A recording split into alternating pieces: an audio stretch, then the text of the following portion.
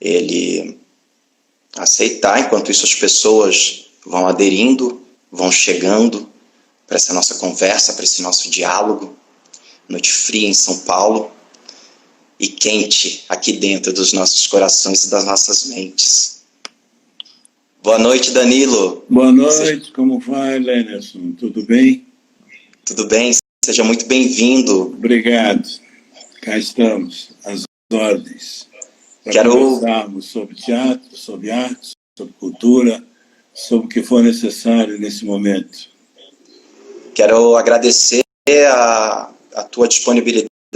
Sei que você tem uma agenda muito apertada, mas sei que você é um entusiasta das artes e que você não ia negar esse convite. Você abrir aí um espaço na agenda para a gente conversar, para a gente refletir sobre esse momento, claro, que é importante. É importante que nós dialoguemos, né? É verdade.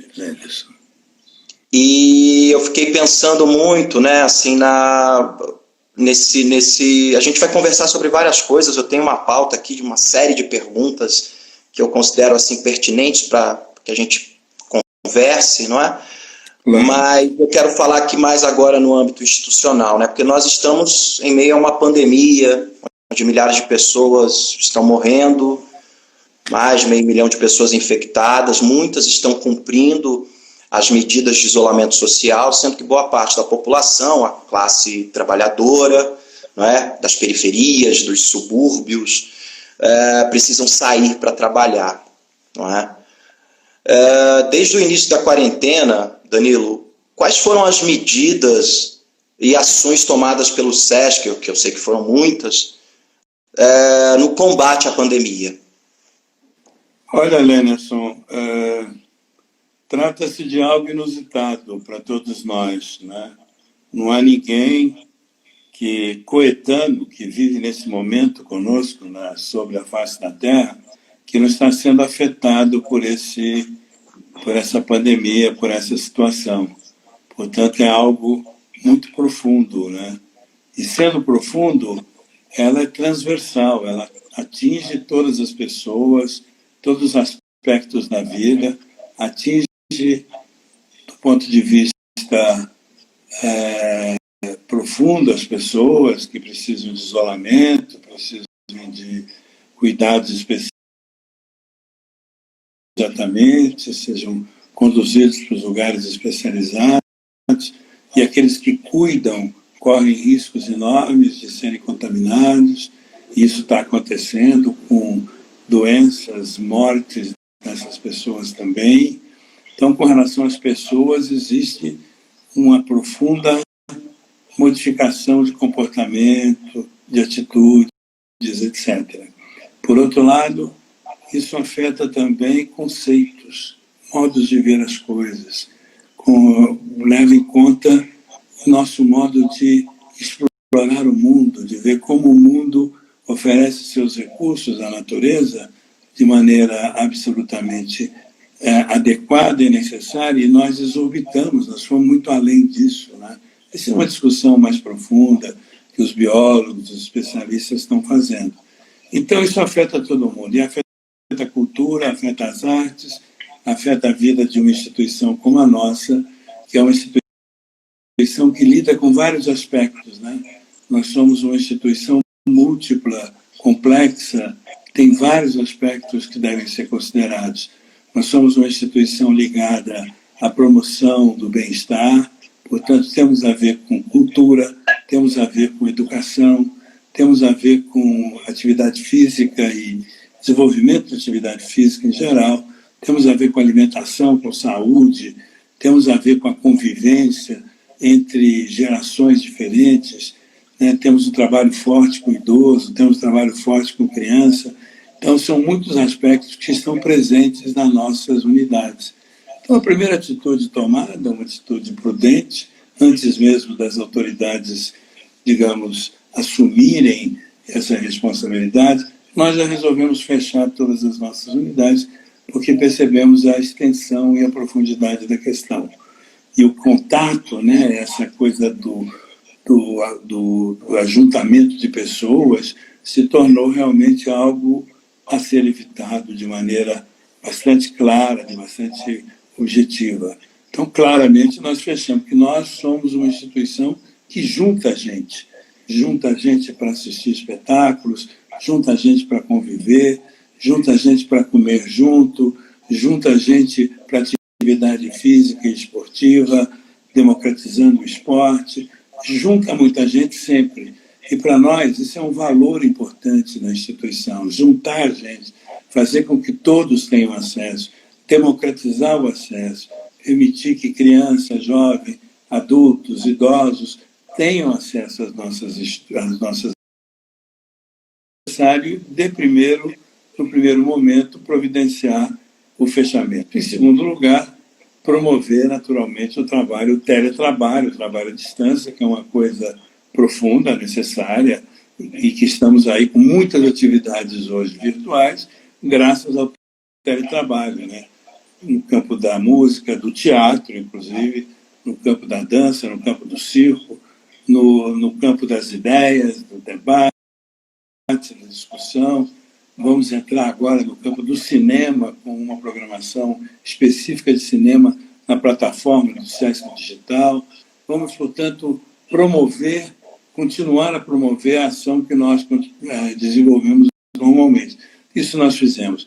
Mas uma coisa eu gostaria de ressaltar nesse momento da pandemia, que é o atendimento daqueles que necessitam mais, aqueles que estão isolados, aqueles que não têm trabalho, aqueles que não podem fazer renda, aqueles que estão com dificuldades terríveis, ou porque pertencem a grupo de risco, ou porque moram em situações precárias, que não têm, muitas vezes, o que comer, não têm condições de poder sequer dar atenção à sua própria doença.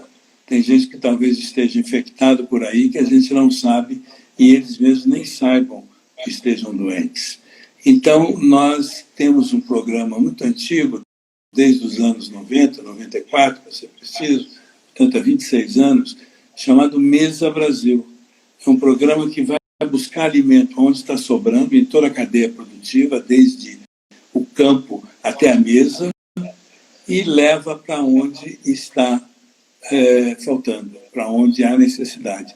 Fazemos isso através de instituições, são milhares de instituições parceiras e milhares de doadores que se inscrevem e fornecem para nós, e forneceram para nós alimentos durante todos esses anos. E agora, nesse período de Covid-19, o que nós fizemos? Nós ampliamos esse conceito em limpeza, né, porque as pessoas necessitam disso nas suas casas, e estamos organizando cestas básicas para distribuir todo esse material para milhares e milhares de pessoas em todo o estado de São Paulo, e o Brasil é muito grande, portanto, o Sesc faz isso no Brasil inteiro nesse momento, além de muitas outras instituições que têm feito esse esforço grande com relação à distribuição de alimentos, órgãos públicos, órgãos privados, instituições como ONGs e outras organizações que têm feito um esforço grande no sentido de proporcionar alimentos para aqueles que necessitam. Por mais que façamos, o Estado e o poder público, sem dúvida nenhuma, está procurando também, de alguma maneira, com uma certa ajuda, segundo nós sabemos, embora insuficiente, embora seja necessário muito mais do que isso, e é importante, portanto, continuar esse processo de atenção para aqueles que necessitam. E atenção também para as empresas, de modo geral. Acho que há, no plano econômico, o desejo de poder manter empregos para que isso possa garantir a continuidade das pessoas trabalhando, coisa que está muito difícil, porque o desemprego já era grande, está crescendo muito mais. Eu só gostaria de finalizar essa primeira abordagem falando da necessidade do povo da cultura. Mais recentemente foi votada uma lei que fala da emergência cultural e está ainda em fase de aprovação no Senado, para ser posteriormente sancionada pelos poderes federais, pelo presidente da República, etc. E é necessário nós levarmos em conta a necessidade imensa do povo da cultura, especialmente daqueles que não aparecem, aqueles que ficam nos bastidores, aqueles que ficam na infraestrutura, o pessoal da portaria, o pessoal da limpeza, o pessoal da segurança, a contrarregragem toda, todo o funcionamento da área técnica, que exige bastante gente e que tem muita gente que trabalha, desde costureiras, desde pessoal de figurino, como diz, de cenário, etc. Então, é necessário uma atenção para esse povo em particular, né? E para isso existem algumas ideias. Nós, se pudermos colaborar, vamos colaborar também.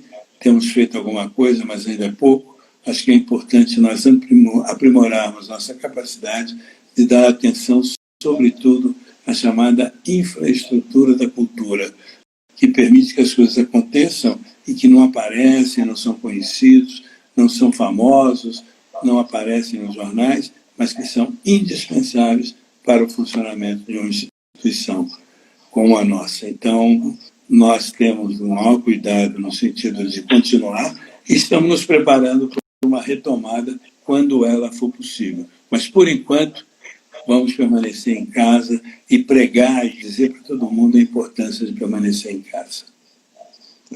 Muito importante, Danilo. Bela explanação dessas ações. Eu sei que teve muitas outras também, não é?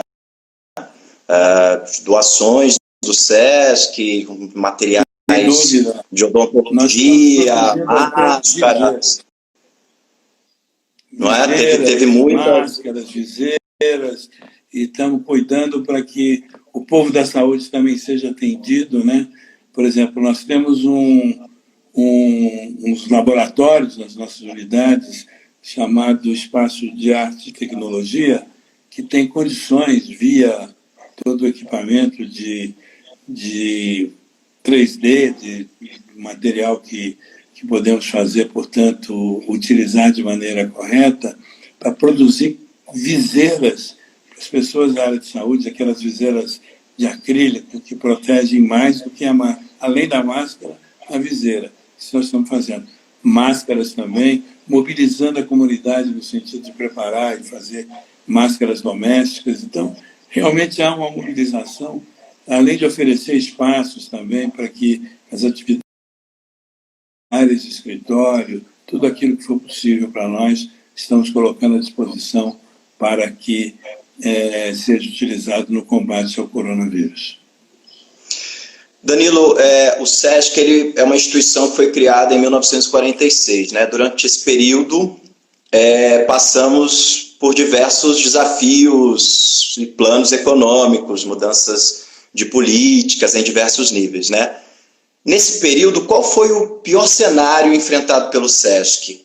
E como podemos classificar o cenário atual em termos de desafio? Bom, o SESC tem, como você disse, 74 anos faz esse ano, né? Em setembro. Portanto, já tem uma longa experiência de lidar com vários modelos de governo, de administração. Passamos pela época da ditadura militar todinha. Agora, o SESC sempre teve muito clara a sua missão, né? De proporcionar bem-estar social para os trabalhadores da área do comércio, da área de para seus dependentes e para a população em geral. Então, o SESC tem uma tradição de proporcionar esse programa desde os anos 40, foi aperfeiçoando, foi desenvolvendo, foi verificando, inclusive, no decorrer dessa história toda, desses 74 anos de história, o fato de sair de uma perspectiva assistencialista, de uma perspectiva provedora de necessidades básicas, que é fundamental e é importante que faça, e isso ainda existe em grande parte no trabalho do SESC, mas é uma visão pobre, pequena. Por quê? Porque é a velha história de você oferecer não apenas o peixe, mas o anzol, né?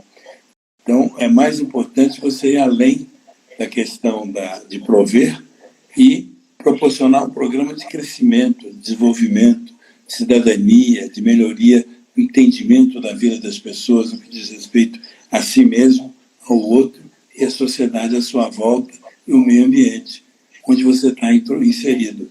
Então, essa visão, esse trabalho, aumenta a perspectiva do trabalho do bem-estar. Por isso, a cultura tem um papel central no sentido de transformar a vida das pessoas. E nós entendemos a cultura como esse grande universo no qual nós, cidadãos, nós, pessoas, nós, homens e mulheres, estamos inseridos no mundo, né? Nós estamos inseridos através da cultura, não estamos inseridos através de um traço puramente biológico, né? É através da cultura. Isso que classifica, isso que nos torna diferentes, isso que torna o ser humano com a capacidade de intervir, de realizar e de fazer as coisas de uma maneira própria, original, capaz, criativa e progressiva, cada vez melhor. Então, é nesse sentido que a cultura tem esse papel vital junto com a educação, né? De transformar a vida das pessoas. A cultura não é apenas constituída das artes e do espetáculo. É fundamental, mas não é único. A cultura diz respeito à nossa vida inteira, ao que nós fazemos, ao que nós pensamos, diz respeito ao que nós comemos, ao que nós vestimos, como nós nos relacionamos. Tudo isso faz parte desse mecanismo, dessa invenção imensa que é o processo cultural, que somente o ser humano é capaz de fazer. Os animais repetem as coisas de acordo com seu instinto, sua capacidade, que é limitada. O ser humano vai muito, muito além disso, muito além disso. Portanto, o ser humano é que desenvolve realmente, é a cultura que faz isso. Dentro da cultura, existe um campo, uma área específica que lida com o simbólico, que lida com o imaginário, que lida com o abstrato, que lida com as formas não materializadas da invenção humana. E é nesse aspecto que entra o mundo das artes, que sem arte não tem vida, não tem cultura, não tem nada. Então a arte é o lado, digamos assim, o aspecto da nobreza dessa ação cultural. E sobre isso é importante ressaltar que é necessário nós entendermos muito bem. A arte é indispensável, a cultura é indispensável. Uma nação não existe sem isso. Então, nesse sentido, um trabalho como o nosso, ele só tem resultado efetivamente se levar em conta esse todo, né?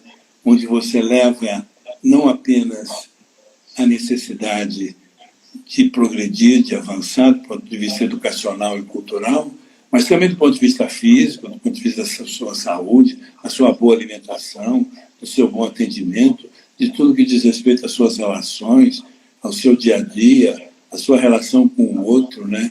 A alteridade é essencial. E uma coisa interessante que essa pandemia nos ensina é que sem o sentido da alteridade, sem o sentido da solidariedade, nós não temos a menor chance de sobreviver.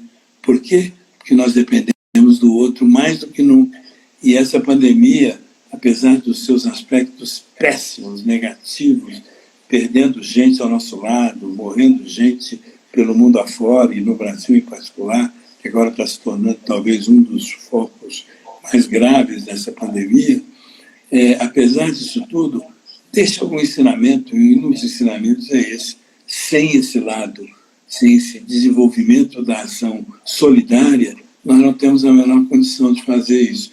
E somente através da educação, da cultura, da boa educação, da boa cultura, do ponto de vista ético, do ponto de vista, portanto, do respeito ao ser humano, de respeito aos valores intrínsecos do ser humano, é que nós podemos superar tudo isso.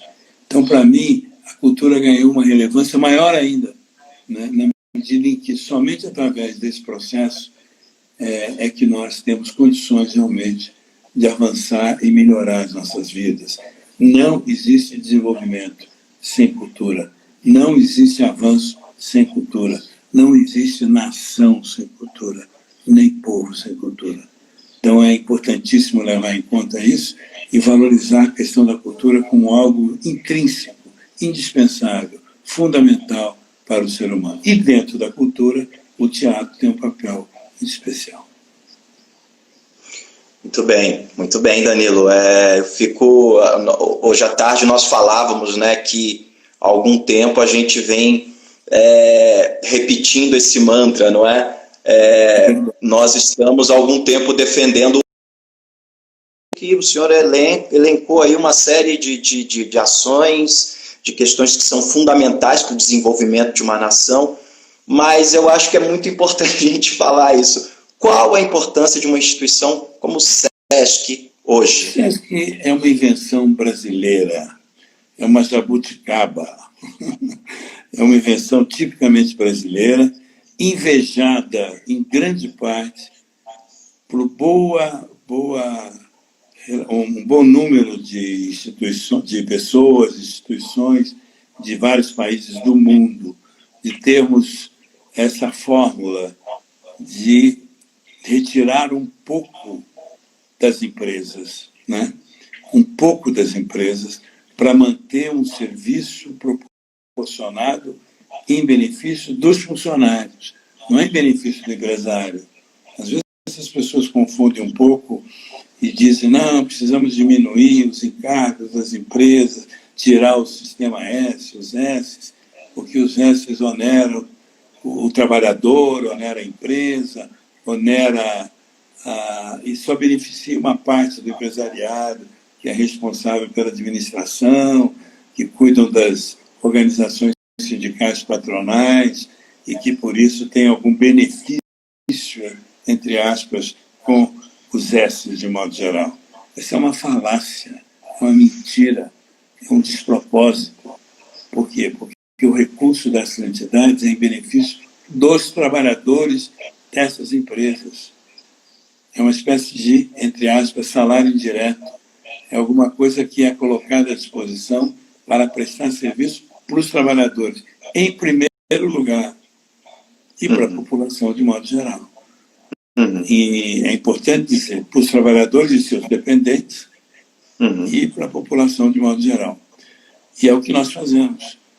Como existe isso? Quer dizer que todo mundo que está frequentando o SESC são pessoas de empresas que são, digamos, mantenedoras do SESC? Não, tem muita gente que frequenta o SESC e que não é de empresas mantenedoras do SESC. Não são de empresas mantenedoras do SESC, para ser mais exato. São pessoas que frequentam, mas também não têm as vantagens que aqueles que trabalham nas empresas que mantêm o SESC têm. Eles têm vantagens financeiras do ponto de vista do custo e têm vantagens de preferência do ponto de vista da prioridade para o atendimento. Isso vale, de modo geral, para alguns programas, exclusivamente os trabalhadores é que têm direito a recebê-los. Por exemplo, o nosso serviço de odontologia, que é primoroso, é um dos melhores que tem no país, são clínicas espalhadas pelo país todo, e aqui em São Paulo temos isso de maneira muito primorosa e cuidadosa, exclusivamente para trabalhadores da área do comércio, serviço, que contribuem para manter o SESC. Somente eles têm direito. Né? E assim outros serviços também, que são prioritários e são exclusivos, eu diria, para os trabalhadores. E nos outros eles têm vantagens do ponto de vista do pagamento. Um espetáculo, por exemplo, que, sei lá, custa 40 paus, 40 reais o valor, né, 40 reais, o comerciário, o trabalhador, vai pagar menos de 10. Por quê? Porque ele tem um benefício pelo fato de ser beneficiário do trabalho. Sempre vai pagar. Por quê? Trata-se de uma relação estabelecida de maneira a valorizar a própria participação daqueles que entram, daqueles que participam. Nada é gratuito, a não ser casos muito especiais. Não existe gratuidade. Mas em casos especiais, sim. Num momento como esse, por exemplo, na chamada pandemia, é claro que nós temos muita coisa que são muitas coisas que são colocadas à disposição absolutamente gratuito, como todas as lives ou apresentações artísticas virtuais que nós temos oferecido, seja para o campo da música, do teatro e de outras áreas, e agora o cinema, que vai entrar também absolutamente gratuito. Quando iniciou-se, né, o processo de distanciamento social, outras instituições paralisaram suas atividades, né, inúmeros trabalhadores da cultura tinham contrato, por exemplo, com o SESC. Como é que vocês estão lidando com essa situação? Há uma orientação nesse sentido, Danilo? Um reagendamento desses projetos? Desde o início, nós tivemos o cuidado de verificar cada situação individualmente. Por quê? Havia coisas que iniciado e que foram interrompidas. Essas nós completamos com o pagamento integral daquilo que deveria ser pago. Outras estavam em começo de conversa, foi pago ou o total ou uma parte. Outras foram simplesmente adiadas para outro momento, e aqueles que tinham necessidade efetiva para preparar alguma coisa, nós temos negociado no sentido de adiantar dentro das nossas possibilidades, porque, não sei se você sabe, nós também estamos sofrendo cortes relativamente, alguns que já vinham naturalmente por causa da recessão econômica que estava chegando de maneira intensa e diminuindo um pouco a contribuição das empresas. Isso uma parte. Com a pandemia, isso aí exacerbou e vamos naturalmente ter consequências na diminuição. Já estamos tendo agora e vamos continuar tendo um tempo. Então, nesse sentido, nós temos que renegociar também as coisas que nós temos contratadas em todos os sentidos. Não sabemos ainda como será. Uma das características do nosso momento é essa imprevisibilidade. Se, de um lado, a gente procura planejar com certo cuidado, com certa atenção, levando em conta todas as características daquilo que a gente conhece, de como sempre foi feito, o sempre foi feito não vai ser feito mais do jeito que era feito. Então, conclusão, a gente vai ter que rever tudo isso de maneira bastante mais cuidadosa. Mas o que a gente está procurando é preservar o trabalho daqueles que já tinham algum tipo de envolvimento conosco. Não promessa, olha, ano que vem eu quero fazer alguma coisa. Isso não tem como garantir nada. Mas aqueles que, de alguma forma, já tinham algum compromisso firmado, uma perspectiva mais direta, claro que nós tivemos que comparecer com algum valor para poder, posso fixar um valor de 10, 15, 20, 30, 40, por quê? Porque depende muito das situações e as coisas são muito variadas, como você sabe.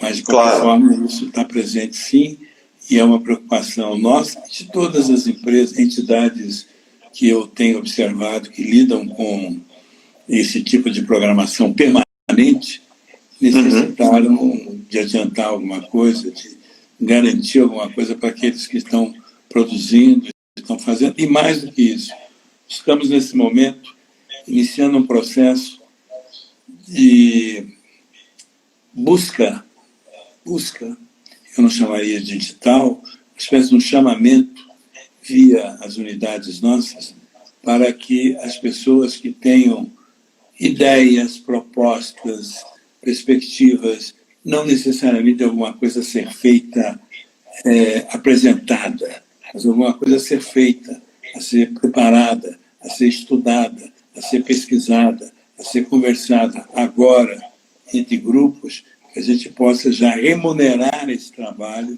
para no futuro poder vir a apresentá-los. Nós estamos iniciando esse entendimento a essa altura, de modo a facilitar a vida de alguns. Não dá para fazer isso para todo mundo, mas certamente para muita gente que participa das nossas programações.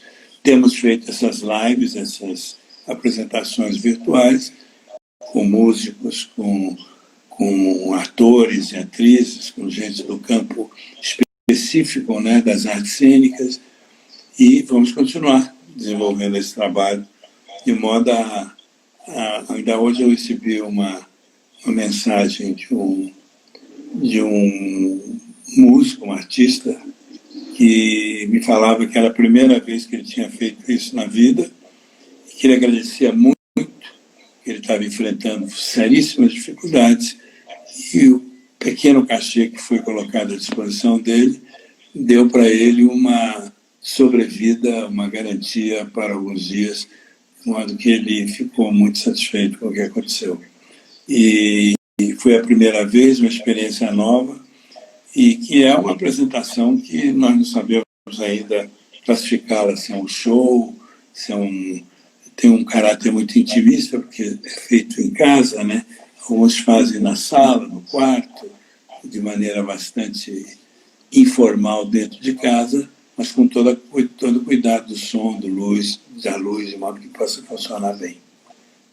É importante, né, que você fale isso, porque também revela, né, isso na verdade sempre foi a preocupação do SESC, né, tanto tem uma preocupação, obviamente, com a infraestrutura, não é? Quando você chega num teatro do SESC, você tem um bom camarim, você tem um bom equipamento, você tem uma boa infraestrutura para receber os artistas, você tem uma boa infraestrutura para receber o público, não é? Você tem uma grande preocupação humana, sobretudo, não é? Com os artistas, com prazos, com pagamentos. Isso torna o SESC uma instituição única, assim, no mundo. É uma instituição muito, muito importante nesse sentido, não é? Traz toda essa preocupação sociocultural e, sobretudo, humana. Então, foi muito importante você falar, não é? Porque era uma dúvida que, por exemplo, muitos artistas, amigos das artes cênicas, me perguntaram hoje. Você pode perguntar esse professor Danilo e tal? Enfim. É um prazer, não tem problema. Deseja, mas claro, alguma coisa se vai fazer tendo em vista o compromisso. O compromisso tem que ser cumprido, e essa pandemia entrou de maneira inesperada para todo mundo. Só não entrou de maneira inesperada para biólogos, especialistas, que previam que, quem sabe, algum dia podia haver alguma coisa de um novo vírus que pudesse surgir, mas claro, nós, leigos nesse assunto, não sabíamos nada. Nós fomos surpreendidos totalmente, né? Então temos que enfrentar isso dessa maneira, né? Dando atenção para todos. E olha, quando eu falei da solidariedade, eu não falei apenas da boca para fora. Nós temos que cumprir isso também, né? E eu diria a você mais do que isso. Nessa perspectiva, 2 aspectos me chamam a atenção.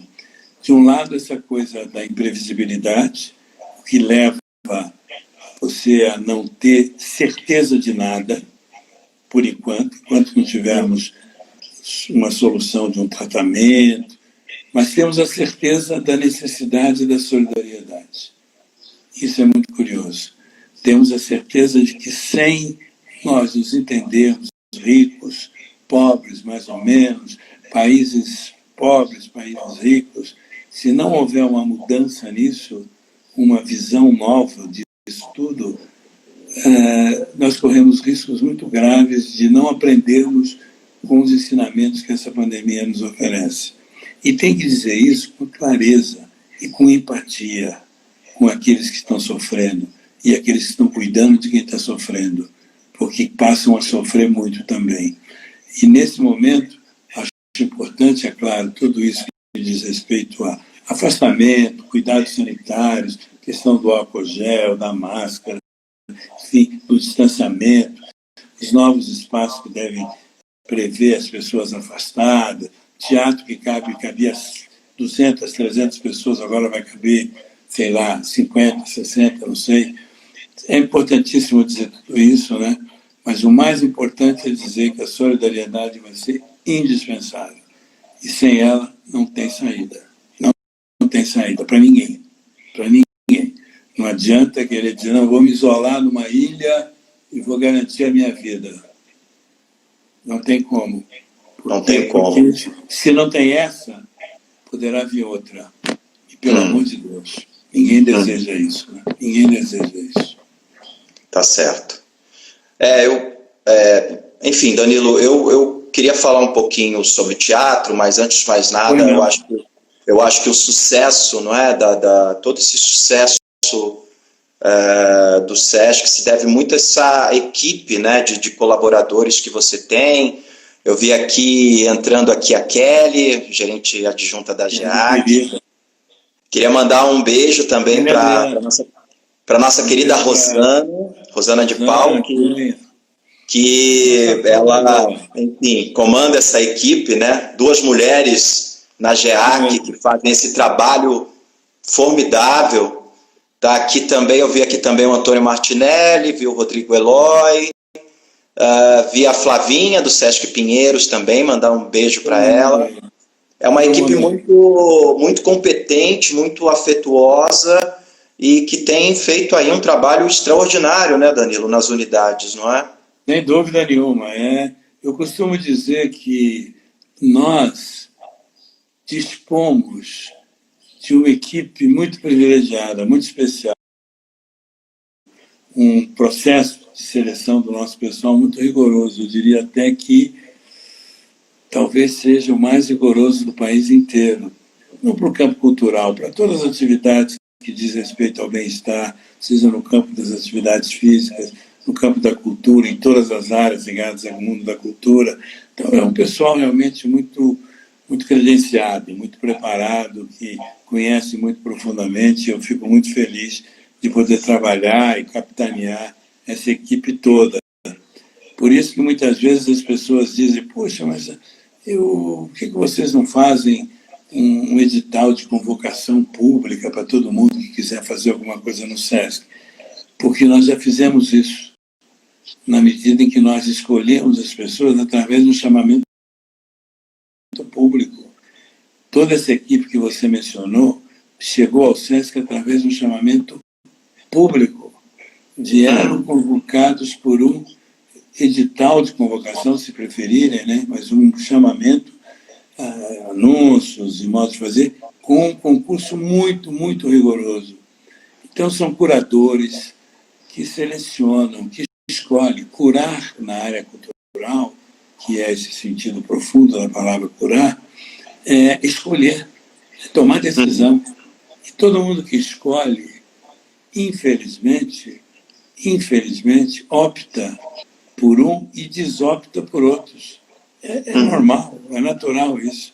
Então, a gente procura atender o maior número, com abrangência, com o cuidado de levar o máximo possível, respeitando todas as tendências, respeitando todas as diversidades variadas.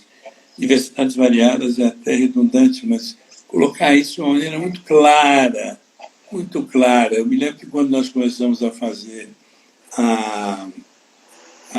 essas apresentações de teatro, alguém mandou um desses posts que hoje em dia é muito frequente, às vezes a pessoa não vê direito, e fala de maneira um pouco raivosa: quero ver vocês darem atenção, por exemplo, às comunidades faveladas, aos negros, nesse grupo, vejo.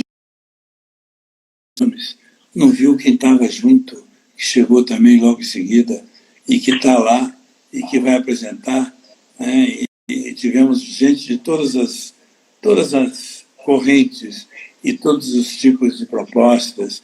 Isso para a música. Hoje, segunda-feira, é o dia do instrumental, né? Então as pessoas apreciam. Hoje teve um pianista, e curiosamente, semana passada tivemos um pianista fantástico também, um pianista negro, nascido em Vitória do Espírito Santo, né?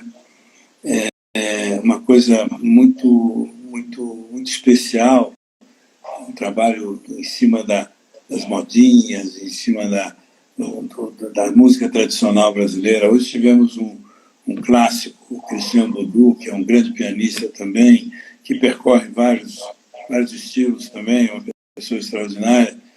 E temos tudo, né? Temos do hip hop à ópera. Para mim não tem problema nenhum. A questão toda é qualidade, é atenção, é valorização daquele que faz, respeitar a criação, respeitar o ser humano, fazer as coisas de tal forma que seja não para agradar todo mundo o tempo todo da maneira igual, mas de fazer algo que procura ser o melhor possível sempre. Tá certo. Os grupos, você acha que os grupos os grupos de teatro, você acha que eles têm se reinventado em meio à pandemia? Olha, eu tenho não é? visto alguma coisa. E nesse sentido, Danilo, você acha que o projeto do SESC, né, esse projeto atual de teatro online, você acha que ele reflete esse momento? Reflete uma parte, não reflete tudo. Uma parte. Primeiro, porque não é propriamente teatro. A Denise Weinberg, semana passada, dizia: o que é cinema? É televisão? Não, não é cinema, não é televisão, mas não é teatro também, no sentido puro do termo, né? Onde você leva uma situação no espaço cênico do palco, ou na arena, onde for, para trazer uma realidade, provocar um pensamento, aprofundar uma discussão com interação entre pessoas, ou não. Tem casos em que o monólogo faz sentido. E tem casos em que, nas grandes peças, dos grandes clássicos de Shakespeare, desde os gregos lá atrás, de Ésquilo, Sófocles e Eurípides, passando por Shakespeare, chegando aos nossos grandes nomes, Molière, aqui, Nelson Rodrigues e outros, nós temos momentos de belíssima dramaturgia feita através de monólogo. Adequada, sem a luz muitas vezes adequada, sem a cenografia adequada, sem o figurino, embora o Ailton Graça ontem tivesse feito uma apresentação brilhante com o figurino apropriado. Olha, tem de tudo, cada um faz de um jeito, mas é uma mostra do teatro, é um jeito de fazer os nossos atores e atrizes se desempenharem de maneira nova, olhando com um buraquinho no computador, né? Que não é propriamente público, né? Como dizia a Georgette Fradel, ela disse que o perdigoto é indispensável no teatro. Ou seja, e o perdigoto é onde reside o problema do Covid-19, né? Precisam tomar cuidado com o perdigoto. Para isso a máscara, né? Então, hoje em dia, o teatro, se o perdigoto é a base do teatro, no caso, nós estamos com dificuldade séria de fazer teatro nesse momento. Mas, de qualquer forma, não é o teatro. Isso não substitui os grupos. Talvez substitua, digamos,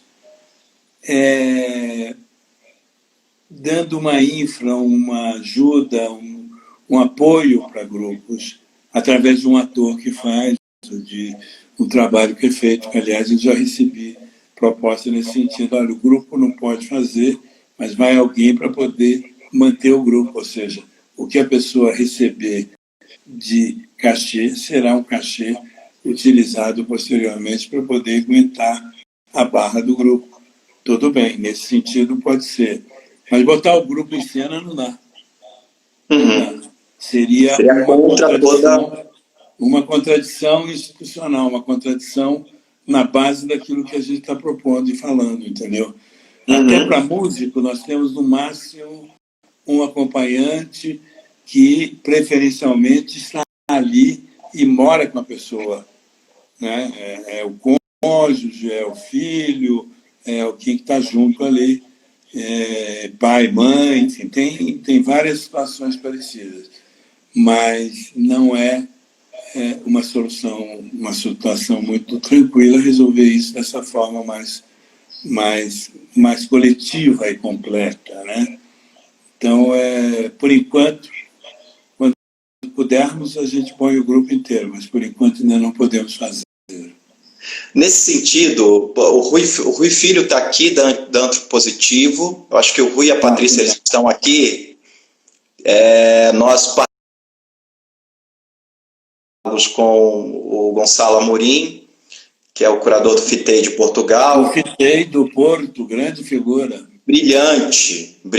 Fizemos uma conversa em duas partes. Juntos preparando o Mirada. O Mirada iria, esse ano, o Mirada é o nosso festival que acontece em Santos no mês de setembro, mas que nós tivemos que suspender porque os preparativos deles estariam todos em plena atividade agora.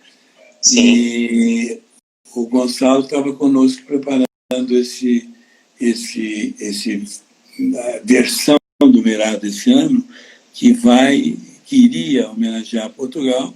Vamos homenagear Portugal no próximo Mirada que vier a acontecer. Então vamos contar com o Gonçalo de qualquer forma. Que maravilha. Nós falávamos sobre nesse sentido, né? Tocamos nessa questão citamos essa experiência do SESC, né? E aí foi colocada essa questão, né? Quer dizer, essa experiência do online, do feito em casa, né? Nós podemos considerar isso como gênero, não é? Muitos disseram que sim, e aí teve aqui uma discussão. E nesse sentido, Danilo, você acha que essa ideia do online, do feito em casa, ele pode fazer parte de programações? Aprimorar, porque a gente atinge muito mais gente, né? Você sabe que a audiência tem crescido cada vez mais. Hoje nós vamos ter o Cacá Carvalho, por exemplo, provavelmente vai ser uma chamada muito forte, porque ele já fez várias vezes esse monólogo do Pirandello, né? Do Homem com a Flor na Boca, e outros que ele já andou fazendo. Então, sem dúvida nenhuma, teremos uma experiência nova e interessante. Tivemos alguns, o do Serginho Mamberti, o do Celso, que foi o primeiro, da Fadel, da Denise, como mencionei aqui, o Ailton Graça ontem. Gente muito boa, gente fazendo o seu trabalho de maneira muito competente. Eu, para falar a verdade, se fosse ator, ia ter muita dificuldade. Nesse momento, ele é o único possível. Quando muito, casais, pessoas que estão juntos, fazendo o afastamento juntos em casa, e poder ajeitar algum canto da casa e fazer alguma coisa, já é um passinho um pouco à frente. Né? Quem sabe? Mas isso ainda é alguma coisa que a gente tem que aprofundar melhor, e são raros, não é todo mundo que pode dispor de uma situação dessa. Que o decoro, a cenografia também é parte, o figurino é parte, a música é parte, a iluminação é parte. Tudo isso compõe um conjunto de elementos que fazem o bom resultado do trabalho teatral, entendeu? Então, eu acho que não é teatro ainda no sentido pleno. É uma amostra importante, significativa, necessária, que também cura. Explico melhor. As amostras antigas de remédios eram distribuídas com muita generosidade e elas tinham o mesmo efeito que o remédio tinha. São amostras que curam, mas é uma parte, um pedaço. Ela não é do mesmo tamanho, é um pouco menor. É verdade? É muito bonito você falar isso, Danilo, porque teatro e medicina caminhavam juntas, né? Se você for no tempo de Epidauros, ao lado do tempo de onde eles estavam prontos para sofrer algum tipo de interferência cirúrgica, não é? Então é muito interessante a gente voltar a usar essa palavra, cura. Cura, sim. Eu vou mais longe, viu, Lemerson, porque nós temos que cuidar, obviamente, da nossa saúde, do nosso corpo. Para isso, estamos aí, distanciamento, álcool gel, que chega em casa, você dá um banho de álcool, até pensamento aqui, pelo menos passa álcool primeiro. Mas tudo bem, não tem problema nenhum. Isso é necessário e fundamental. Agora, nós temos que manter a nossa mente saudável. A saúde mental é indispensável para nós enfrentarmos esse momento. Nada como a cultura e a participação em ações culturais, teatro, música, dança, leitura, música, o que for. Nada como esse envolvimento efetivo, né? E hoje, de alguma forma, a gente está preenchendo lacunas de leituras que tínhamos que fazer e não fazíamos, que agora a gente tem um certo tempinho para fazer, e que antes, né, estamos aqui ocupando o nosso tempo de maneira mais inteligente, mais adequada, mais organizada, trabalhando muito, é bom que se diga, todo mundo trabalhando muito. No nosso meio existe uma quantidade, hoje eu falava com alguém do jornalismo, que também está muito envolvido em muita coisa, trabalhando muito, está mais agora, com toda a situação que nós enfrentamos em todos os campos, né? No Brasil e fora do Brasil, né? A coisa está feia, por exemplo, nos Estados Unidos, por conta do assassinato daquele negro lá em Minneapolis, né? Então a coisa está um reboliço, né? Um reboliço forte nos Estados Unidos. E aqui no Brasil também, né? E aqui no Brasil, por outro motivo, mas também com questões muitíssimo mais graves ainda, porque diz respeito à retomada de ideias e propostas que pensávamos já estavam sepultadas, no entanto, estão trazendo de volta. Então, na realidade, manter a saúde. Para começar, qualquer momento que você liga o rádio, ou liga a televisão, ou liga o computador para ver um noticiário, alguma coisa que tenha informação, é sempre a mesma coisa. E isso é um bombardeio permanente. Claro que você precisa ter informação, mas precisa ter também a capacidade de selecionar, de filtrar, de curar no sentido cultural, né? Escolher adequadamente aquilo que você vai ouvir, aquilo que você vai ver, aquilo que você tem condições de poder, para não se submeter dia e noite ao bombardeio dos números que estão crescendo, que a gente sabe que estão crescendo, é gravíssimo, né? Da quantidade de óbitos no Brasil, no mundo, ver, acompanhar. Alguns acompanham com muita seriedade, pegam muitas redes sociais, estão aí passando informação o tempo todo, e você mandando e replicando, e passando o dia todo com o telefone na mão para fazer isso. Eu tenho a impressão que isso não é tão saudável. Eu acho que você tem que reservar alguns momentos do dia para fazer isso e outros momentos para simplesmente se dedicar a alguma ação, como, por exemplo, uma leitura, como, por exemplo, algum filme, alguma coisa que possa ajudar você a manter sua cabeça em ordem. Eu acho que a saudabilidade desse momento tem a ver com esse esforço que a gente tem que fazer também. Danilo, nós estamos caminhando aqui para o final dessa primeira parte. Eu tenho ainda mais umas 4 perguntas para você. Não. Eu queria fazer aqui, então, a gente vai fazer uma breve interrupção aqui na live, porque o Instagram só permite 60 minutos. Então, eu vou encerrar, iniciando a segunda parte de diálogos com o professor Danilo Santos de Miranda, diretor regional do SESC São Paulo. E voltando todos, que bom, entrou. Tanta gente querida voltando aqui para essa live. Oi, Júlio, Nivaldo querido,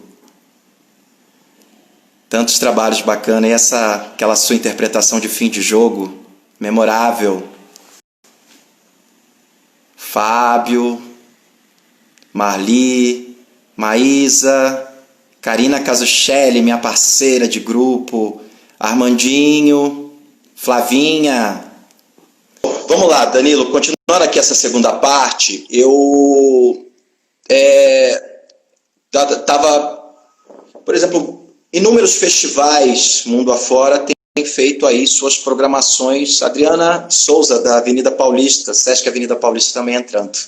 Querida, pensando nessa ideia das programações dos festivais online, você acha isso também, quer dizer, o Sesc, no certo sentido, já está fazendo isso, né? Já está promovendo uma série de atividades online e, pelo que você falou, com uma adesão expressiva.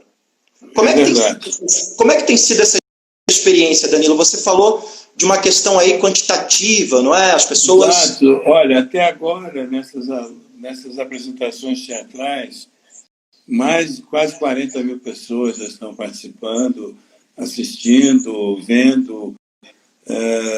Não é a mesma coisa que música. A música tem uma divulgação, uma presença de gente mais conhecida, talvez, em alguns casos, acaba tendo um número maior. Aí já são milhões. Mas é um número muito expressivo em termos de teatro. Em termos de teatro é algo muito especial. Agora, nós já temos essa experiência, dada a nossa programação propriamente dita. Se você pegar cada fim de semana, cada semana, é quase que é um festival inteiro de teatro que acontece na entidade, nas diversas salas nossas, se levarmos em conta a capital, se levar em conta o interior, se levar em conta tudo que acontece em teatro todo dia, toda semana. Então já há um campo muito vasto, muito amplo.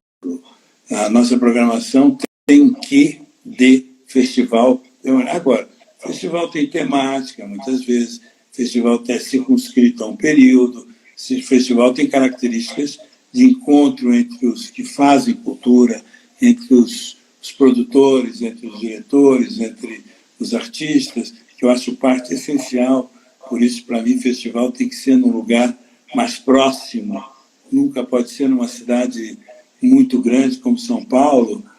Não que eu seja contra o Festival de São Paulo, mas eu prefiro em lugares menores, onde você tem maior facilidade de se deslocar de um espaço para outro, para você ver 2, 3, 4 peças no mesmo dia, para você encontrar depois os artistas todos num determinado lugar, no fim da noite, para poder conversar e trocar ideia. Essa coisa da informalidade do encontro é essencial no festival, né? Então, para mim, o festival tem essas características muito próprias. Conheço a Vignon, conheço a Edimburgo, conheço os brasileiros todos, tive a oportunidade de visitar, participar, até de participar de curadorias em Curitiba, uma época, enfim. E muita coisa, muitas vezes eu tive essa experiência de me envolver mais diretamente com os mais variados tipos de festival. E, claro, essa ideia que alguns festivais de cinema, de teatro, têm tido, no sentido de manter, através da rede, alguma ação, vale em alguns casos, mas provavelmente para teatro ainda não vi uma experiência muito completa. Pode ser que eu esteja falhando nesse sentido de não ter observado. Cinema, sim, cinema está lá, pronto. A presença da pessoa no cinema, dos que estão, dos atores, atrizes, ela não se dá, já está registrada, de modo que não se trata mais de tê-lo próximo e fazendo alguma ação junta nessa modalidade. Teatro não, teatro você tem que botar todo mundo junto novamente para fazer isso e registrar isso e levar isso de alguma forma. Talvez um festival de monólogos, ou um festival de solilóquios, um festival de trechos de grandes clássicos, as mulheres de Shakespeare, os ditadores de Shakespeare e das tragédias gregas se encontrando por aí. Então, pode ser um caminho para um dia alguém imaginar fazer alguma coisa parecida, mas só através desses trechos, digamos assim, né? Mas nós vamos refletir seriamente, tão logo a gente consiga passar por essa fase. Nós estamos muito envolvidos no que estamos fazendo nesse momento, está todo mundo muito mergulhado nas coisas que estão fazendo, mesmo à distância, e como vamos resolver, por exemplo, quando vamos fazer o nosso próximo Festival Mirada. Rio Preto foi cancelado, como nós vamos pensar nos outros festivais mais para frente, como vai ser a experiência internacional e aplicada aqui. Está certo que nós temos situações muito díspares, né? Alguns países já estão saindo desse confinamento, desse afastamento, e já estão quase que voltando a uma vida mais ou menos normal, o que nem sei, no nosso caso, que seria adequado, né? Talvez não fosse para o nosso caso ainda, né? Nós estamos numa curva ainda ascendente, aumentando nossos óbitos, aumentando nossa situação de contágio, né? Então, tem muita coisa pela frente para pensar. Nós somos estimulados e provocados para novas soluções. E o SESC tem uma participação, né, além dos festivais curados, não é, pelo próprio SESC, o SESC tem uma participação fortíssima em alguns festivais, como a MIT, não é? Uma parceria com a MIT, que é um grande festival. O grande festival aqui da América do Sul. E mais que isso, viu, Lenderson? E o Brasil Cena Aberta. Cena Aberta também. Ricardo Muniz, Andréia. Muitos festivais pelo Brasil afora têm tido a oportunidade de uma parceria, e nós temos uma parceria, porque grande parte desses grupos que nos visitam, sejam estrangeiros, sejam mesmo nacionais, passarem por São Paulo. Uhum. Quando pensam em passar por São Paulo, eles imaginam fazer isso conosco. Então, a gente tem com Belo Horizonte, com Curitiba, com Londrina, com Rio Preto, então nem se fala, porque nós estamos envolvidos também na produção. Tem o de Prudentes, que nós também colaborávamos sempre na realização desse festival, e Mirada, que é um festival que nós realmente realizamos, né? Então, são várias modalidades de participação e de envolvimento nos diversos festivais, além de participarmos diretamente de festivais pelo mundo todo, a convite dessas organizações todas. Eu tenho convite para todos os festivais, praticamente, que acontecem, seja na América Latina, o Santiago a 1000, seja em Bogotá, seja no México, e vários outros países da América Latina e também da Europa. Da Ásia, inclusive, temos também. Ultimamente, temos mantido um contato com Xangai, que é um belo festival, né? A Rosana, que você mencionou, e a Flavinha, que também foi mencionada por você, estiveram lá ano passado, ou 2 anos, não lembro, mas no festival em Xangai. E isso é importante porque isso permite o intercâmbio. Isso, para mim, vale a pena ressaltar.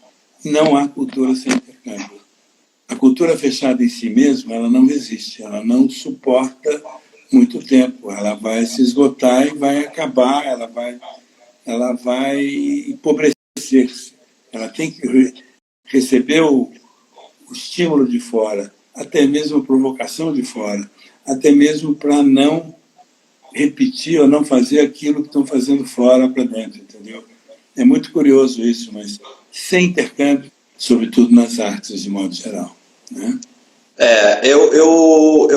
Eu fiquei pensando aqui, né, sobre essa volta. Você falou da volta, que alguns países europeus já estão ensaiando uma volta, não é? Eu fiquei impactado, e a classe teatral toda ficou impactada com aquela imagem do Berliner Ensemble, que é a companhia fundada pelo Bertolt Brecht, não é? Eram 2 imagens, uma imagem com todas... Cada 4 uma pessoa.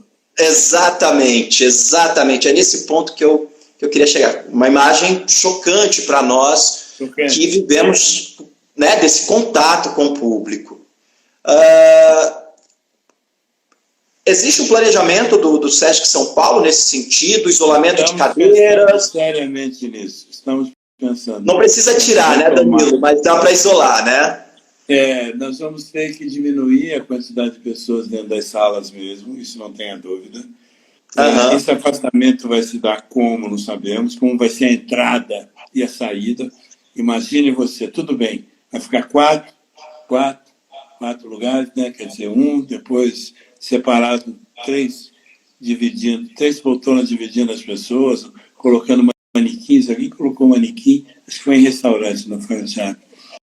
Mas, enfim, você pode distribuir desse jeito. Mas como é que faz a entrada desse povo? Como é que faz a saída quando acaba? Como você vai fazer? Chama uma por uma para sair? Chama uma por uma para entrar? Como fazer isso, né? Ontem a Riane Miskin deu uma entrevista também semelhante a essa com o pessoal do Rio de Janeiro, com a PTR. Eu já tinha participado no sábado de uma discussão com eles, Serginho Mamberti, com a Bia Lessa, com o Nóbrega e eu, com o Barata, que era o responsável. Muito legal, foi muito boa. E ontem foi a Riane e a Juliana Coelho da Cunha. E ela dizia que já estava retomando até ensaio, de maneira cuidadosa, fazendo com que as pessoas tivessem uma interação nova, em que a demonstração de carinho, de amor, não fosse mais um abraço e um beijo, uma outra coisa, um outro jeito de fazer, com máscara alguns, outros sem máscara. Então eles estão iniciando aí e vão dar alguma pista no futuro, né? Eu imagino que vai ser muito difícil nós imaginarmos uma peça de teatro em que as pessoas estejam numa cabinezinha acrílica, fechada, né? Um do lado do outro, assim, fechadinho, né? Sentado, que é uma outra maneira de imaginar, né? Sem o contato físico, né? Nem na frente nem atrás, e ouvindo, talvez, através de um alto-falante dentro da cabinezinha, sei lá, o que está se dando ali na frente, né? Sei lá, estou cobrando, sim, né?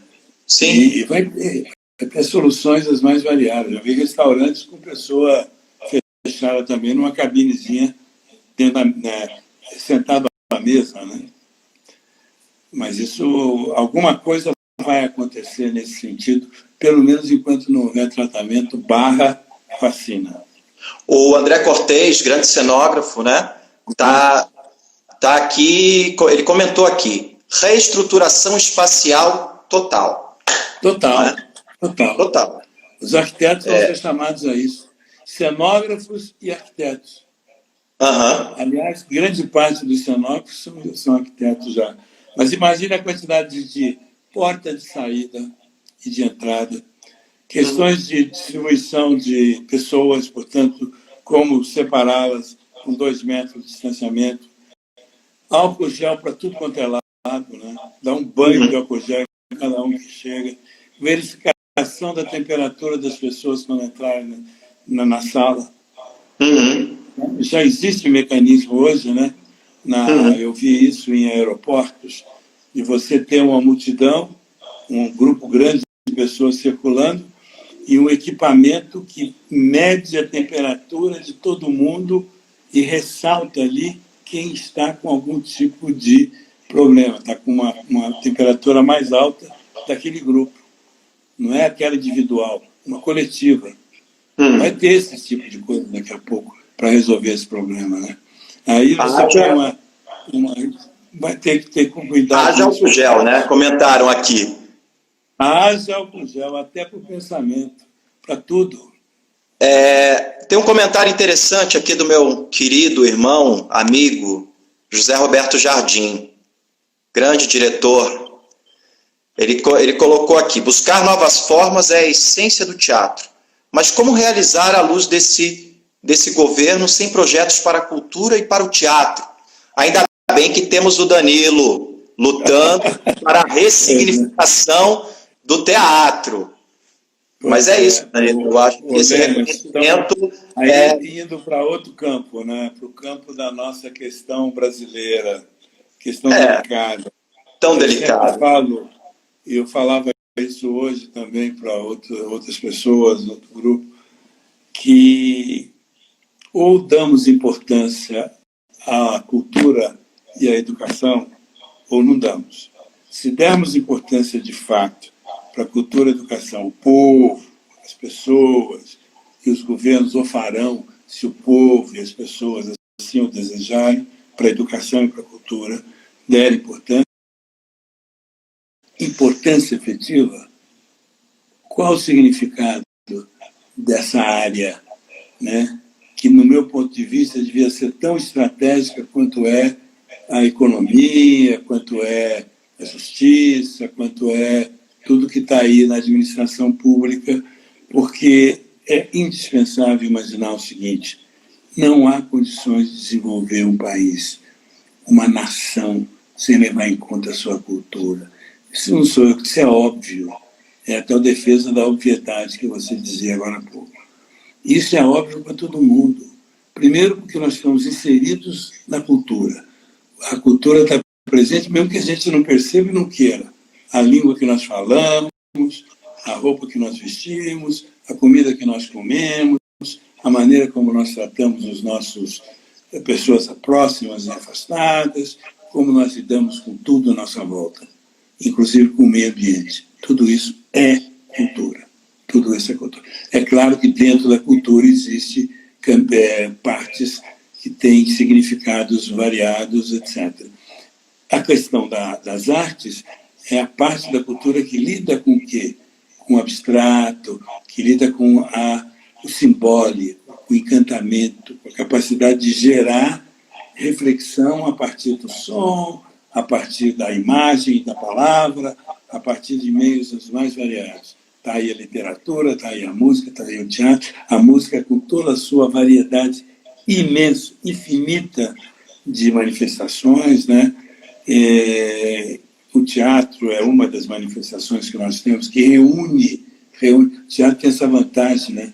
De reunir várias modalidades, que junta a palavra, junta a parte imagética, a imagem, junta muita coisa, né? E junta mais do que tudo isso, junta pessoas para poder usufruir dessa vivência, dessa experiência, desse mergulho fantástico numa realidade vista de lá à distância, o famoso distanciamento lá, né? Que eu sei que não é aqui, mas que toca aqui, que tem profunda repercussão dentro do que está acontecendo aqui dentro também. Portanto, me faz pensar, refletir, discutir, aprofundar, etc, etc. Então, essa cultura das artes, ela tem um papel vital para o ser humano. Ela é que faz o imaginário se desenvolver, a fantasia crescer. E sem fantasia e sem imaginário, não existe povo. Os índios têm suas histórias, todo mundo tem suas histórias, não precisa nem ter nenhuma informação a nossa cultura ocidental para ter ideia disso, né? É uma coisa que está presente em toda parte, em todo ser humano é o humano, né? Então, não percebem isso. Como não percebem isso, não dão importância. Não tem a importância no arcabouço, na organização, digamos, do poder, da administração pública. Já teve mais, já teve menos, mas menos do que está atualmente é praticamente impossível de ter visto no passado. Por quê? Porque, primeiro, subordinar a cultura a um aspecto da ação cultural ou da ação econômico-cultural, que é o turismo, é uma falácia, é uma falta de perspectiva, falta conhecimento, falta teoria, falta informação, falta gente para dizer, olha, não dá para fazer isso.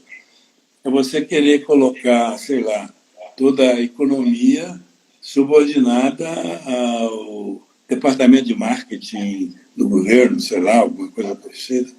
Uma coisa que não tem nada a ver, quer dizer, é uma subordinação absolutamente esdrúxula, para usar o mínimo, né? Inadequada, esdrúxula. Então, isso começa por aí. E já passaram várias pessoas, nem todas envolvidas diretamente na questão, sem conhecimento profundo do tema, alguns com uma visão absolutamente perdida, inclusive provenientes, às vezes, do próprio teatro, infelizmente, como nós tivemos possibilidade de observar no passado. Então, é muito importante, muito sério, muito profundo, muito estratégico, até do ponto de vista econômico, falta essa visão. Olha o chamado campo, área, cadeia, a palavra técnica é essa, cadeia produtiva da cultura. Eu prefiro dizer o mundo da cultura, a tribo nossa da cultura que está aí lidando com milhares de coisas. Mas é tida como um nome que eles acham adequado para entender a cadeia produtiva da cultura. Não enxergam isso, não têm capacidade de enxergar. Não enxergam que, se não tiver produto ou bem material, alguma coisa pegável, tocável, não é produto. Isso não tem valor. Isso é abstrato, isso é bobagem, isso não existe, isso não precisa. E é uma visão pobre, é uma visão que não enxerga nem a educação como capaz de transformar realmente uma sociedade. Então, como não enxergam isso, a consequência é essa que está aí, né? Nós temos que tentar lutar isso aí através de baixo para cima, né? Dizendo que é importante, que nós não somos inimigos de quem está no poder necessariamente, mas a cultura trabalha com a cultura ética, a cultura que tem fundamentos éticos, trabalha com os elementos éticos. Então, com muita frequência, ela se contrapõe a qualquer um que se pretenda impor qualquer ideia, qualquer um que pretenda oprimir. Ela é natural, não é um problema de direita e esquerda ou mais ou menos. Ela é natural, ela tem que reagir desse jeito. O mundo da cultura é um mundo que não se conforma com o estabelecido. É natural, é normal, está na essência da proposta cultural. Está na essência. Qualquer um que faz cultura não se conforma com o estabelecido.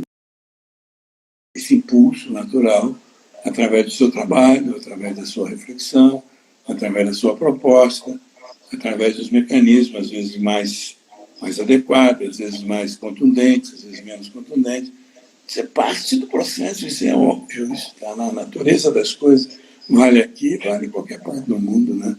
Tanto que considerar o mundo da cultura como inimigo é alguma coisa como manifestar o óbvio. Ele não vai ser inimigo desse poder. Ele vai ser provavelmente inimigo de qualquer poder que se coloque de maneira inadequada frente aos interesses públicos. Vai ser inimigo de qualquer poder. Sempre. Qualquer um. Sempre. Nesse momento, Danilo, né, imaginando que no segundo semestre, né, nós retomemos as atividades, né, gradativamente, dentro de alguns limites.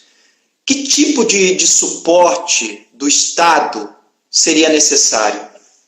Investimento pesado na cultura, seria? Deixa eu falar para você o que eu penso sobre isso. Em primeiro lugar, a cultura ela vai existir e vai produzir e vai realizar e vai fazer independente de qualquer governo, de qualquer ação do Estado. Por quê? Porque está na essência do ser humano produzir cultura sempre. Os músicos vão continuar produzindo música, o teatro vai continuar existindo, independente de qualquer ação, de qualquer proposta que venha de cima do poder público local, regional, federal, não importa. Não, cultura é inerente, tanto a cultura popular, essa cultura que eu diria que nasce naturalmente nas camadas mais simples da população, que tem a ver com suas tradições populares, tem a ver com a sua realidade, tem a ver com o seu dia a dia, com o mundo que vive, etc., etc., até a cultura mais elaborada, mais estudada, mais refletida, mais versada em conhecimentos nacionais, internacionais, etc., etc., que domina tecnicamente determinados mecanismos e que demonstra. Mas todas elas, tanto a popular, chamada popular, eu não gosto muito de separar, mas, enfim, essa que vem das raízes mais profundas, populares, e aquelas que são elaboradas, todas exigem dedicação, talento, informação, esforço, e ela vai continuar existindo sempre. Muito bem. Independente disso, portanto, feito essa afirmação, para que todos possam ter acesso a tudo sempre, como condição indispensável para o seu processo educacional, é óbvio que o acesso à cultura tem que ser facilitado. E ele tem que ser facilitado tanto do ponto de vista de quem consome. Eu não gosto dessa palavra consumir cultura, porque é participar, se envolver e produzir e fazer junto, né? Que é o processo que a gente procura levar adiante. É essa a questão sempre. E, para isso, você precisa ter colaborações efetivas, espaços adequados, né? Uma infraestrutura perfeita para isso. Ter incentivos adequados, seja do ponto de vista da formação, seja do ponto de vista da manutenção e estruturação de todos os grupos, de todas as manifestações, etc. Então, tem que montar o quê? Uma política nacional voltada para a ação cultural. E essa política nacional é indispensável também, para que ela possa crescer, se desenvolver, valorizar e dar, inclusive, respostas até mesmo econômicas, financeiras, para o próprio poder. Imagine, né, a presença da cultura nossa no mundo inteiro. Nossa música é reconhecida no mundo inteiro como de qualidade. O que o Estado fez em favor da música até hoje? Não há resposta para isso. E com relação às outras manifestações todas? Então, tem um campo vastíssimo para uma ação, né? Eu tenho muitas ideias. Se alguém algum dia me perguntar, eu tenho que falar. Eu e muita gente. Eu não sou exclusivo nisso. Tem muita gente que tem propostas sobre isso, desde em todos os campos, né? Do teatro, da música, da dança. O cinema ganhou uma projeção mais ou menos importante. Foi importantíssimo. Agora é mantido de maneira quase que espontânea, né? Mas está aí, está vivo, apesar das dificuldades todas. Grandes realizadores. O cinema brasileiro tem dado exemplo de uma força extraordinária, né? Ganhando prêmios, está aí presente em tudo quanto é festival, pelo mundo afora. E por quê? Porque tem qualidade, tem representatividade, que está aí com força, né? Então, qual a colaboração efetiva? Tem alguma coisa aqui ou ali, mas não me parece algo. Nas artes visuais, tem também alguma coisa. Estamos lá em Festival de Veneza, no Bienal de Veneza, com o nosso pavilhão lá, que é um pavilhão histórico importante. Temos a nossa Bienal, mas a nossa Bienal vai ter muita dificuldade agora, esse ano seria, aqui em São Paulo. Não sei se vai ter meios de poder segurar essa barra com a pandemia aí. Não é só um problema de apoio, é um problema da situação toda que nós estamos enfrentando. Afinal de contas, a Bienal supõe uma quantidade grande de intervenções, gente que vem de outros países, circulação grande, não sei como isso vai se dar. Eu tenho a impressão que dificilmente vai ser possível se fazer a Bienal do jeito que ela era anteriormente. Pode ser que a gente volte lá na frente a fazer a Bienal de uma maneira mais semelhante ao que fazíamos antes. Mas, enfim, tem muita coisa que tem que ser feita, seja no campo das propostas, mas, sobretudo, pensando macro e pensando micro. Pensando macro, coisas de nível nacional, amplas, necessárias, e pensando micro na ação efetiva para a formação, para os realizadores, diretamente ligados a, por exemplo, os pontos de cultura, que foi um negócio fantástico, que foi criado anos atrás aí, pelo nosso querido Gil. Então, é alguma coisa que tem muito... Chegaram a 15 mil no Brasil todo. Pois é. E tem muito mais. E era o quê? Era uma ajuda pequena, não era uma coisa extraordinária, que dava condição para esses grupos poderem realizar, fazer, se manter, fortalecer, crescer, ganhar mais espaço.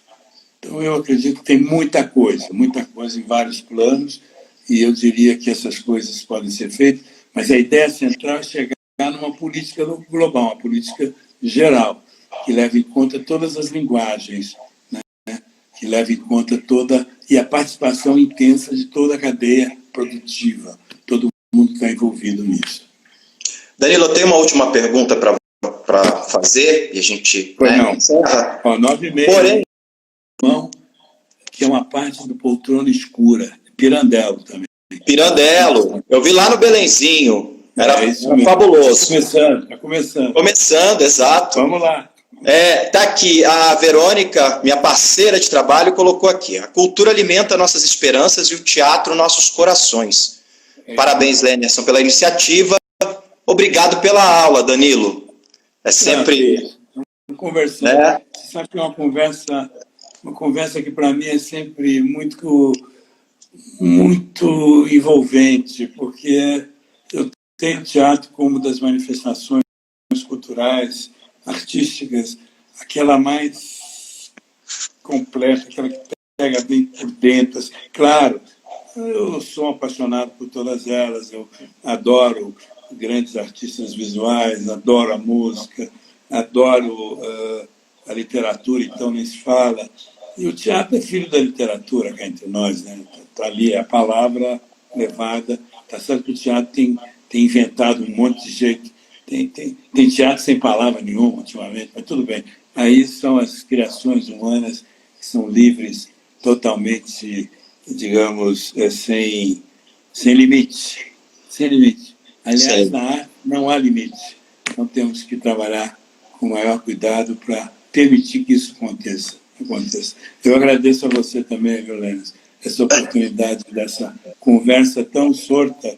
Já são o quê? 1h e pouco a gente está aqui e foi muito agradável. Suas falas são apaixonadas, é uma verdadeira aula. Gloriette Luz, grande atriz, escreveu aqui: tecnologia a serviço da cultura e saúde. O Wallace Poço, do Teatro da Aldeia, lá de São José dos Campos. Opa. Ótima conversa. Obrigado. O Rui e a Patrícia, do Antro Positivo. Sem arte... esses dois aí são danados. Permanentes. Sem arte, morre-se de realidade. Morre-se. Né? Danilo presidente. Sonho da gente, Azul Neiva. Pelo amor de Deus, estou muito feliz aqui e contente com o que estou realizando na minha vida e contando com a colaboração de tanta gente, e faço o que gosto e tenho maior paixão pelo que faço e procuro envolver e apaixonar todos aqueles que estão comigo. Obrigado, Danilo, por compartilhar tanto conosco. Abraço de São José dos Campos. Viva a arte e a cultura. Obrigado por tudo que o Sesc tem feito. A última pergunta é o seguinte: nós estamos acompanhando. Eu tinha uma conferência na próxima quarta-feira no La Mama de Nova York, ia participar com mais 2 amigos de um painel sobre o teatro experimental no Brasil. Eu tinha uma sala, e nós recebemos um telefonema há pouco dizendo que, em solidariedade à morte do George Floyd, e também pela questão do clima tenso, né? Acabei de receber aqui uma mensagem: está havendo toque de recolher às 10 horas, né? Está um clima muito tenso. Aqui o garoto João Pedro, né? uma criança, e para mim ver uma criança morrendo, não é assim, nesses territórios periféricos. Eu trabalhei durante 8 anos em favelas do Rio de Janeiro, trabalhei com essa garotada, sei do potencial criativo que essa garotada tem, e eu fico muito comovido com isso, porque são vidas que estão sendo ceifadas nas periferias por conta da violência policial, não é? O Brasil vive uma onda, não é?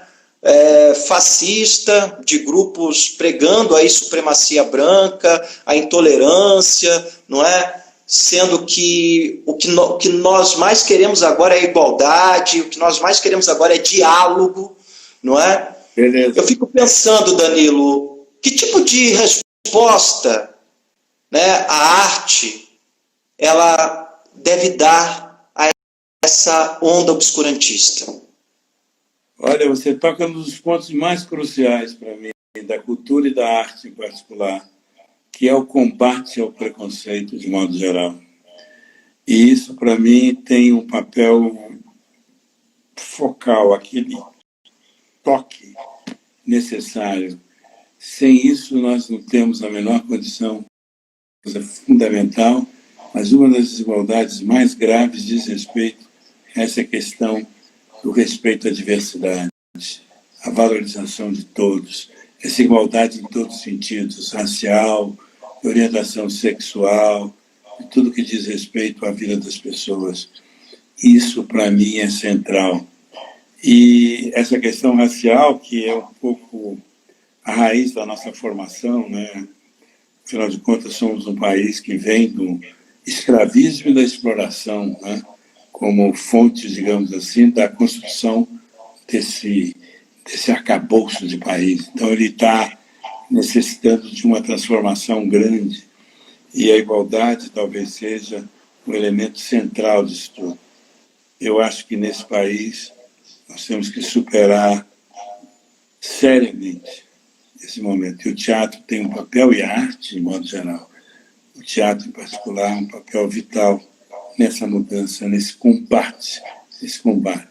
As peças que trabalham toda essa temática têm tido um papel central na nossa programação, como você sabe muito bem. Claro. Vários grupos têm trabalhado isso de maneira intensa, tanto no que diz respeito à questão da orientação sexual e dos direitos de todos eles de manifestarem e viverem e dizerem o que desejam dizer com a maior clareza e com respeito à sua integridade, à sua felicidade, inclusive, e diz respeito também à questão racial, que é um fato gravíssimo, né? Explodiu agora nos Estados Unidos, mas já é latente há muitos anos lá e sempre continuou sendo, apesar das superações todas. Hoje eu vi uma cena agora na televisão, numa emissora de uma manifestação fortíssima que estava em Washington Square, em Nova York, né? Onde um grupo de negros estavam exigindo dos policiais uma atitude de consideração, de respeito, de não agressão, embora o clima estava chegando ao ponto de praticamente se pegarem, se atacarem, jogando coisa um para o lado do outro para o outro, quando um policial branco ajoelhou-se no chão e pediu perdão para o líder do grupo negro que estava na sua frente. Olha. E abraçou e disse: "Você tem razão." E os policiais começaram a se retirar. Eu nunca tinha visto isso. E a política lá é para o outro lado, é parecido com a política de enfrentamento, de querer. Isso me deu não uma chaminha de esperança, não é isso? Mas me chamou a atenção para, apesar de tudo, existe alguém que está enxergando isso de outra forma. E isso eu espero que esteja acontecendo também no nosso país. Espero. Eu tenho esperança. Eu sou um otimista renitente. E acho que uma hora, mais cedo ou mais tarde, nós vamos retomar isso aí, tanto com relação à doença, quanto com relação a outra situação que nós estamos enfrentando do ponto de vista político e social. Tá certo. Muito obrigado, Danilo, Leandro. Muitíssimo obrigado. Obrigado a você. Te abraço aqui virtualmente. Todos aqui estamos nos abraçando nesse momento. Estamos juntos. Foi um diálogo fantástico. Acho que foi uma verdadeira aula, conforme já mencionado aqui. Quero agradecer muito pela sua atenção, agradecer muito pelo seu tempo, por partilhar conosco todo esse vasto conhecimento carregado de afeto, de paixão e de sensibilidade. Obrigado. Muito obrigado, Danilo. Muito obrigado. Obrigado. Um abraço a todos. Continue acompanhando Diálogos. Quarta-feira tem a Malu Barçanelli e na sexta-feira tem o Dirceu Alves Júnior. E na segunda-feira, dia 8, o secretário de Cultura de Estado e Economia Criativa, Sérgio de Sá Leitão, confirmou presença, vai vir aqui conversar conosco.